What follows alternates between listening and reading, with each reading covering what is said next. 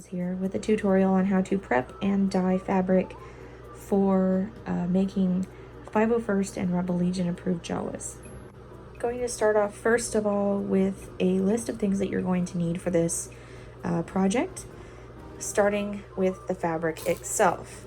Now there are a couple of other fabrics that are available to make Jawas out of, but my preferred fabric and the fabric that I always recommend people get is going to be Monkscloth. There are a couple of different places that I get my Monkscloth from, and I'll leave links in the description below. Moving on, we're also going to need some high strength thread. I get the Coates and Clark extra strength embroidery thread, not embroidery, I'm sorry, upholstery thread, and that holds the very heavy Monkscloth together very well, and I would definitely recommend using this. I get that at Joann Fabrics here in the States. Now the most important part of dyeing your Jawa is the dye. So I've seen a couple of different dye recipes, if you want to call them that, on the forums and everything, but my go-to dye mix is 3 bottles of dark brown RIT liquid dye. You can use the powders, there's nothing wrong with that, but I prefer to use the liquid dye because I feel like it mixes better and I get a much more even dye. The next thing you're going to want to do is make sure that you set up the area that you're going to be dyeing in. I prefer, I have a very nice shower that's in my laundry room that I can set up my dye bath in. What I use is a large trash can that I got from Walmart and a broomstick to stir my dye bath. It's a very good way to dye your fabric because it's large enough to fit up to 7 yards. I'm sure you could fit even more in there, but 7 yards is the most I've ever dyed in a dye bucket like this. Also, ensuring that you have enough water will ensure that you have a more even dye of your fabric.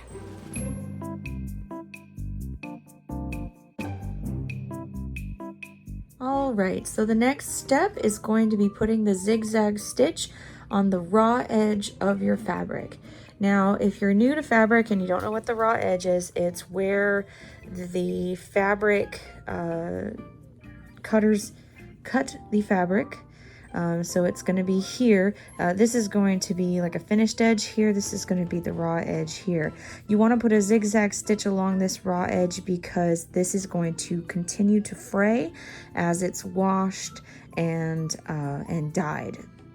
So pretty much every sewing machine is different, but more than likely you're going to have a legend of some sort on your machine that will tell you how to change it to a zigzag pattern. Mine is a number 1, so it's on 1 here, and then this is going to let me pick the depth, or like how far apart I want the zigs to be. I want to move it probably to a 4. So they're nice tight zigzags, and that way it'll still allow some fraying as the fabric would do naturally, but it's not gonna fall apart or lose a stitch. So then, without unfolding it too much, because trust me, this fabric gets heavy fast, you're going to want to line up, I say usually about 1 inch in, and then set down your little foot so that it locks it in, okay? Also, I apologize for all of the old epoxy and disgustingly yellow glue that is on my sewing machine case. I promise it's clean, it's just old. Now you're going to sew down the entire length of this side until you reach the other finished edge. Now I'm going to unroll this, get to the other raw edge, and sew the other side just the same. All right, now that we have our zigzag stitches on both of the raw edges, we're gonna have to wash this fabric now. When it comes from the fabric store, it's got a whole bunch of chemicals and things on it from, you know, being treated, and sometimes if it's you know, a color it's been dyed. So there's going to be a whole bunch of stuff already on this, and that's going to hinder the dye taking to it. So the first thing you're always going to want to do with your fabric before you do anything with it, especially monk's cloth, is wash it. When you're adding the fabric to the washing machine, that you unroll it so that it can wash evenly in the washing machine. Add the appropriate amount of laundry detergent, and then you'll wash on hot. Wash on hot. I chose the bulky items and sheets because, let's face it, this is a lot of fabric, and your washing machine might throw a tantrum if you don't put it on bulky items setting. I also want to note that I did not add any fabric softener because the whole point of washing it is getting chemicals off. The fabric softener will leave a residue of some sort on the fabric, and that will affect how the dye takes it. So just use washing detergent, hot water, and you should be just fine. Once your fabric is done in the washing machine, it's going to still be very wet. Monk's cloth takes moisture and holds moisture really well. And I do want to point out at this point that if you were to lay this out, you would notice that there is some shrinkage. That's why you never want to cut out your pattern until after you wash and dye your fabric, because there is going to be some shrinkage to the monk's cloth. That said, while it is wet, this is when you want to dye it. You want to always dye your fabric wet. So right after you get it out of the washing machine, that's when we're going to start filling our dye bucket. Now, I'm pretty lucky at my house. We have a really good hot water heater, so I can just add the water from my tap straight to the bucket and then add the dye from there. But if you don't have a really hot water heater, you can always boil a big pot of water on your stove and then add it into the hottest water you can get from your tap. All right, now that my bucket is about halfway full, I know that's a good level for the amount of fabric that I'm dyeing, because I've dyed this amount of fabric many times. How much you have is going to depend on how much water you have as well, but about halfway works for 5 to 6 yards, so that's what I'm going to go with. The back of the bottle is going to say make sure there's enough water for the fabric to freely move around, and I know that about 5 yards of fabric work really well in a trash can full of water. Also, I just want to point out that this is very important to read the back of the bottle. There's going to be instructions on here to get you through this as smoothly as possible. I've done this quite a few times, and that's why I know I need 3, but depending on how much or little fabric you have, you may need more or less than that. So read the back of the bottle. The instructions are there for a reason.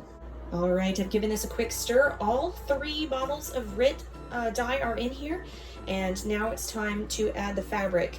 Again, I can't emphasize this enough. The fabric needs to be wet and unfolded when it goes in the dye bath. So if it's all crumpled up from being in the washing machine, you're going to want to spread it out so that you can add it in slowly, just a little bit at a time. You don't want to add a big wad of fabric into this dye, because then you're going to get streaks or you're going to get an uneven dye job. So it's really important to unfold it or unwad it before putting it in the dye bath, and making sure that it is wet before you do that.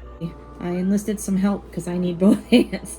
So we're gonna, it's unfolded, it's unwadded, it's all nice and open, and I'm just gonna add it in slowly, a little bit at a time, into the dye bath. Go ahead and get it in there a little bit closer so they can see. It's going in, unfolded, like that. I actually call this part Jawa soup.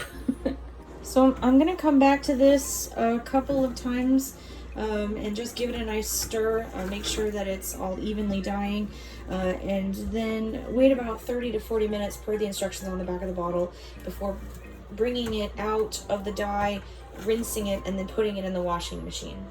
All right, I have just rinsed this fabric after having taken it out of the dye bath, and you can see that the dye has come out really, really well. This still needs to get washed, but you can see kind of where it's already dried a little bit versus where it's still wet, and you can see that the dye is pretty even so far. It looks pretty good. Now, if there's some naturally lighter areas, that's okay. You can use that for weathering areas later on. But overall, this is a very good dye, and I'm very happy with it. It is going to lighten up a little bit once we wash it. Again, you're going to want to wash it with only soap but this time you're gonna wash it on a cold setting, and that way you don't lose a lot of that color on the first wash, and it'll help seal it in.